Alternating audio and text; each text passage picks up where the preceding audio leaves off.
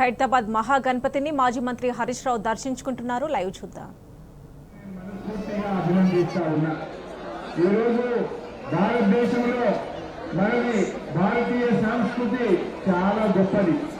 భిన్నత్వంలో ఏకత్వం, ఏకత్వంలో భిన్నత్వం. అంటే మనం అందరం వేరువేరుగా జీవిస్తాం, కానీ ఏదైనా సందర్భం వస్తే అందరము ఒక్కటే ఒక్క గొంతుకై కదులుతాం. అదే భారతీయ సంస్కృతి.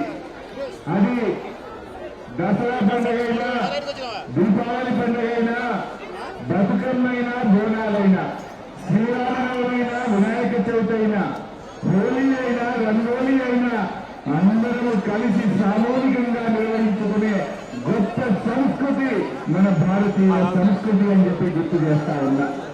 ఈ సంస్కృతిని, భిన్నత్వంలో ఏకత్వాన్ని కలిగే ఈ సంస్కృతిని ముందు ముందు రాబోయే తరాలకు మనం దీన్ని కంటిన్యూ చేయాల్సినటువంటి బాధ్యత కూడా మనందరి మీద కూడా ఉంది అని మనం చేస్తా ఉన్నా.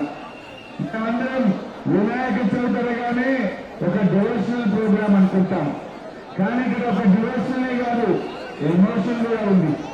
మీకు గుర్తు చేస్తా ఉన్నా, వినాయక చవితి డివోషనల్ తో పాటు ఎమోషనాలిటీ కూడా కలిగి ఉన్నది.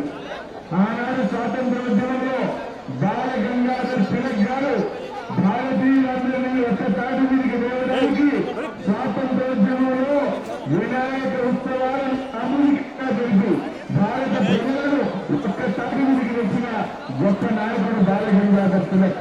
అంటే స్వాతంత్రోద్యమంలో వినాయక చవితి ఉత్సవాలు భారత ప్రజలను ఒక్క తాటి మీదకి తెచ్చి స్వాతంత్ర పోరాటంలో ముందుకు నడిపిన చరిత్ర కూడా ఈ వినాయక చవితికి ఉన్నది.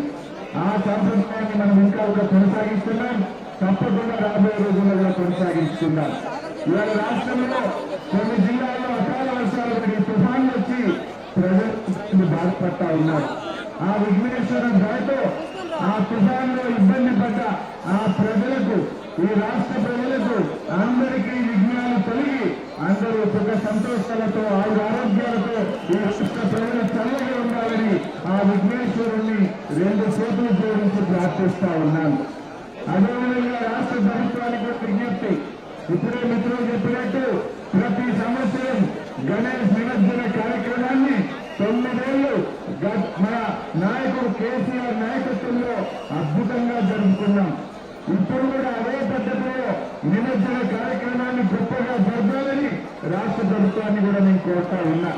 ఎవరి మనోభావాలు దెబ్బతినకుండా 9 ఏళ్లు కేసీఆర్ గారు జరిపారు, ఇప్పుడు కూడా నిమజ్జన కార్యక్రమాన్ని అద్భుతంగా జరపాలని చెప్పి నేను రాష్ట్ర ప్రభుత్వాన్ని కోరుతూ ఆ విఘ్నేశ్వర చల్లటి దీవులు మనందరి మీద ఉండాలని ప్రార్థిస్తూ నమస్కారం.